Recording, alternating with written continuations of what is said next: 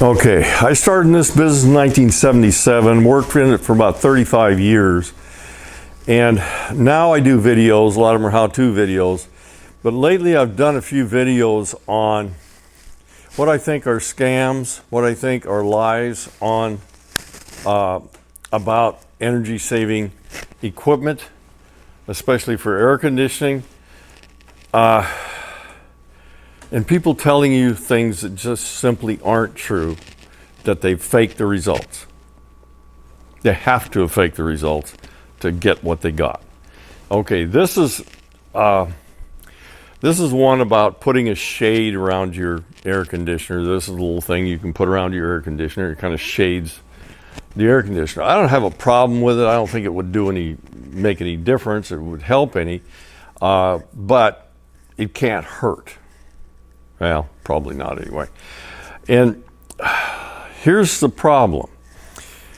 We've got guys out there, and I did HVAC or DIY HVAC guy had put this out and said he got 10 degrees colder air. That was a lie. I called him on it. He got mad at me, and the company threatened legal action. I don't care. I'm going to do it anyway, and I'm going to do it again now, and I'm going to throw a couple other guys into this mix what they're doing is they're selling a product, but they're lying about what it can do. Like I said, I don't care if you shade the thing or not. I don't think it makes much difference unless you put the shade too low and it recycles the discharge air. But what they're telling you is you will get colder air, and they're saying 9-10 degrees colder air coming out of your ducts. Now that's a wonderful thing to say. Guys love to say stuff like that. You could get colder air. One thing, it's really not that great of an idea to get that cold air out of an air conditioner anyway, because if you're sitting beside it and it's blowing cold ass 45, 48 degree air at you, that's too dang cold. So you don't even want it that way.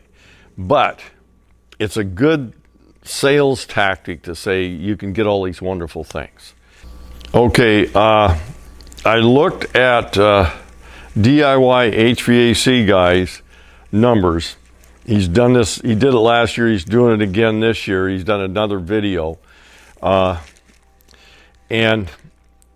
what he said is when he started out without this cover on it, the supply air temperature was 56, and he said the return air temperature was 73. Okay, that's like 17, 18 degrees temperature split across the coil. Right now I'm going to show you something about that. If I have 80 degree air, this is ductwork, this is a fan, this is an air conditioning coil. If I have 80 degrees and I got 60 degrees coming out, then I have a 20 degree split.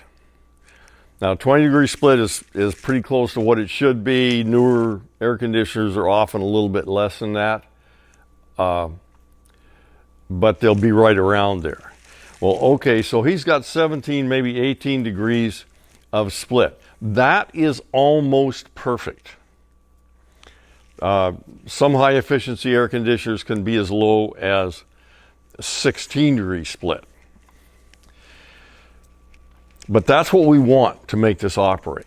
So he goes through, he puts this thing on, goes inside, checks his temperature, and his temperature says 48. So that's a big drop.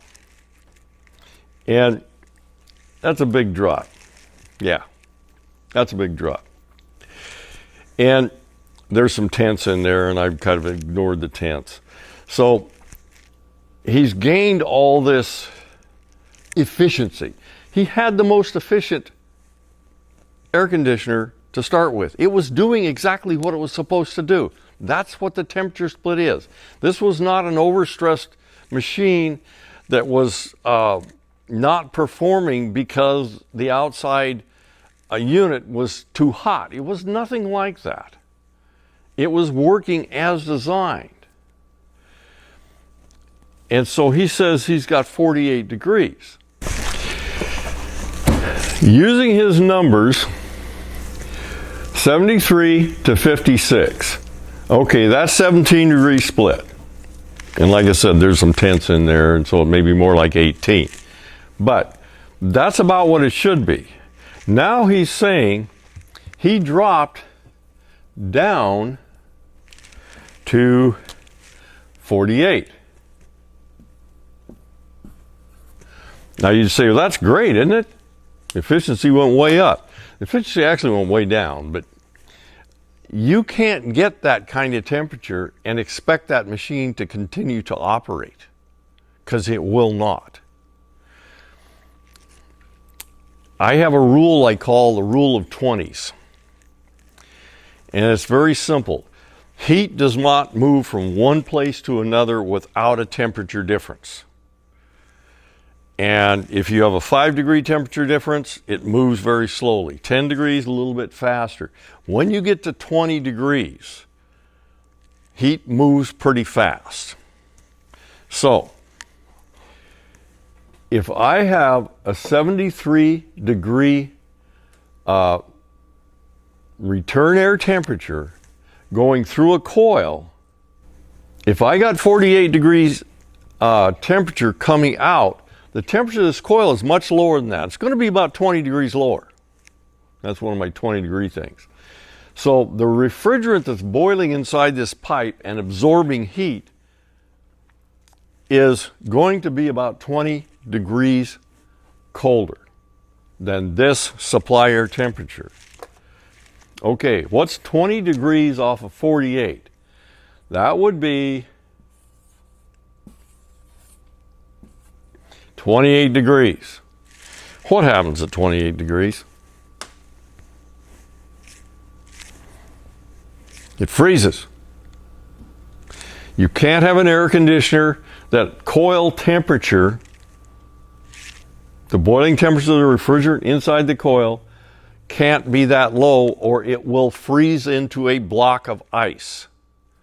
If I came onto a system that had a 73-degree return and a 48-degree supply, I would be looking for a problem. A plugged coil, a plugged filter, a plugged blower wheel, something like that, that made that high split across that coil. Because we're looking at 25, 30 degrees split across that coil. That's not good. And the only way you can take a normally operating machine that's working normally and get that kind of temperature is to reduce the airflow. That's the only way you can do it. And so he blocks off the filter, blocks off supplies, whatever the heck, to reduce the airflow. That will give you a wider temperature split and a frozen coil. Now, How To Home did kind of the same thing. He did not give a return air temperature, but from his supply air, without the shade on it, he had 59 degrees supply. Then when he put the shade on it, it dropped down to 48. Well, I'm assuming he probably had a return air temperature of around 75, 76, something like that. And he's in the same boat here. He has got this down to where it's 48 degrees, and it's going to freeze for sure. Matthew Melton, same thing, 56 degrees that he started out with, went down to 47 with the shade on it. This violates air conditioning. Air conditioning doesn't work that way. You don't even want it to work that way. So why are they doing this? They're selling a product. And I don't have a problem with them selling a product. I would sell a product if I thought it was good enough. I haven't found one yet. But this thing will not do what you say it'll do, or what they say it'll do. What it's doing is it's shading around the air conditioner a couple of feet, maybe even less, depending on where the sun is. Just the temperature of the air. And air is moving around all the time. Now, manufacturers will tell you that you should shade your air conditioner. You should put it in a shaded area. If it's on the north side of the house, that's great. If it's on the east or west, it's still pretty good because half the time there's shade on it. So both of those work. But what's the best shade you can put? A big old frickin' maple tree. Things like that. Bushes and stuff that shade the wall, like shade the wall of the house, because if it's reflecting heat off of that wall, that could make a difference in its efficiency. And if there's a lot of shrubbery on that wall, not too close to the air conditioner, but shrubbery on the wall and stuff, that will reduce that. And trees and bushes and stuff actually cool the air as air moves through them. But what they're selling is really not valuable. It's not going to make a big difference in how much it costs to cool your home. If you want to do it, it's fine. There's nothing wrong with it. It's just like a guy who wants to clean his coil every couple of months. Clean it if you want. I got one sitting out in my backyard. I've been cleaned 15 years. And it's still got the same head pressure it had when it was new. So you do what you want. If it makes you feel good, go ahead and do it. But don't expect that you're going to get these huge reductions in cost of operating your equipment. It's just not going to happen. That's it on this one.